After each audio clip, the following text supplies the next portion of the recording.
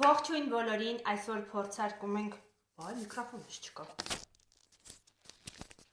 Ողջույն բոլորին, այսօր փորձարկում ենք բոմբոլոնի պոնչիկները կամ դոնացները, ինչպես ասում են։ Այստեղ ունենք 4 տարբեր համեր։ Հիմա տեսնենք։ Ես ամենաշատը սպասել եմ նուտելայի փորձարկմանը եւ հենց դրանից էլ իհարկե կսկսենք։ Այս նուտելան չի մի րոպե։ Այստեղ ունենք 4 համ, վանիլ, նուտելլա, ելակ եւ լիմոն։ Այստեղ ունենք առաջինը, կարծում եմ, որ հենց վանիլն է։ Հիմա փորձենք։ Ստանդարտ պոնչիկից տարբերվում է նրանով, որ խմորի հատվածը ծանր չի, շատ թեթև է եւ միջուկը բավականին առատ է, տեսեք։ Այստեղ ունենք լիմոնը։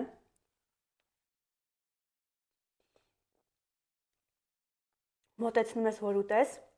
ու լիմոնի վառ արտահայտված հոտը, ու շատ վառ արտահայտված համը։ Ինձ թվում է, ես սիրում եմ լիմոնով նմանատիպ ինչ-որ թխուկներ, արդեն սիրում եմ։ Ինչպես նկատում եք, նուտելլան թողնում եմ ամենավերջում։ Հիմա ունենք ուրեմն ելակի համը։ Ինքներդ տեսնում եք, ինչ առատ է միջուկը։ Գիտեք ինչ համ է գալիս, մտածում էի, որ ստանդարտ ջեմի համ է լինելու, բայց ոչ, ովքեր սիրում են ժելեներ, պատկերացրեք այդ ժելեն, հալչած վիճակում, եւ ամենասպասված պահը նուտելլա։ Միջուկի առատությունը այստեղ նույնպես արկա է եւ շատ։ Փորձենք։